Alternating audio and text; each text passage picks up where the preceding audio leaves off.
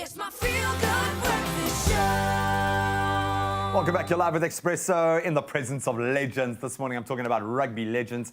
Of course, yesterday we saw a few of our rugby teams gather for friendly, not so friendly games. A couple of rivalries reignited down in Cape Town as well, adding even more excitement for what is to be another great year of Super Rugby. Now, speaking of rugby, we've got two juggernauts in studio this morning, and they both got their cycling pants on, showing how big their hearts are this morning. Very warm welcome to Brayton Paulson and Ricky Schroeder. Welcome, guys. We know that you guys are here, obviously, for a really good cause, so thank you so much for that and lending your considerable physical might to a good cause. But let's talk about the emotional question of Super Rugby. What did the games yesterday show to you? Obviously, the guys playing as superheroes, love the kit. I'm sure a lot of them would want to keep the kit on for the rest of the season.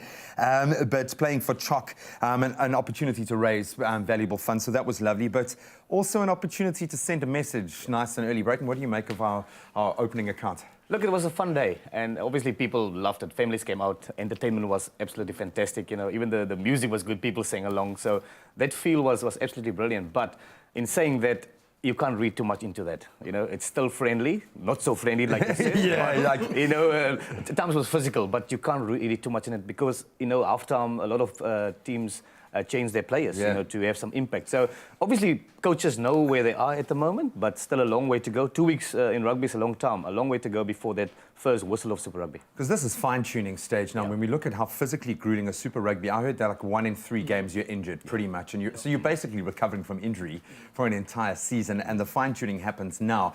Who is the most finely tuned, do you think? When we look at the back of last year, obviously the Lions just playing some incredible rugby for years now. They really have been shining out and out. Is it going to be a one-horse race again?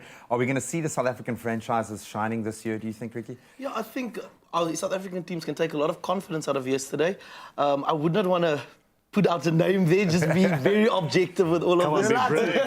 Come on, buddy, just do it, man. But I think the Stormers looked very good yesterday. They very clinical as well. And like Brady said, it's still very early. Knowing Sway's the brain from the Lions, the coach, he wouldn't have wanted to reveal too much.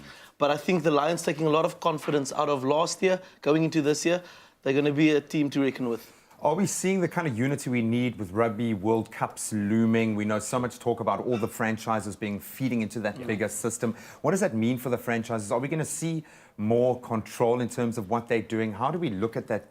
Where is rugby in the bigger, broader context? I think our rugby, from our perspective, it's moving in the right direction. You know, what Russia did well last year is to get involved with the coaches of the particular franchises. Yeah. So everybody's buying into that. And if you want to win a World Cup, you need everybody's input. Because, I mean, back then, when I was still playing, well, it sounds like I'm an old toppy, but I probably are. You know, coaches didn't want to... The oldie game. Coaches didn't want to do anything with the Springbok coach. You know, they like, no, I stick to my team and my team dynamics and my sort of game plan, and you're not coming to come and tell me. But now, Rassie has done so well to get everybody's put in and get specific players to do specific things during the year for them to peak at World Cup time. He's put an Ole Gunnar Solskjaer PR move. So we've got the buy-in from the players, we've got the buy-in from the teams. When we look at where the teams are in their natural life cycles, we know obviously the Lions, 9 Springboks, I think, in that fold. Storm is going through a bit of a rebuilding phase there.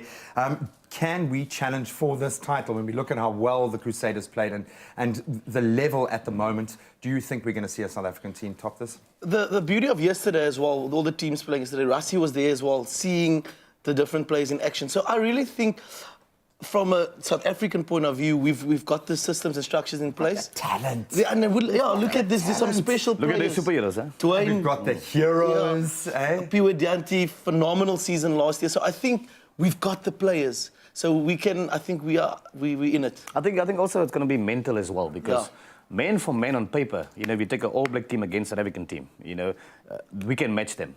So the mental side of things can sometimes be very, very critical. Oh, and then we've got the right man at the helm, I think, for it. Gentlemen, thank you so much. I promise from now on, we let the legs do the talking. You can start spinning, but it's so good to have both of you in here.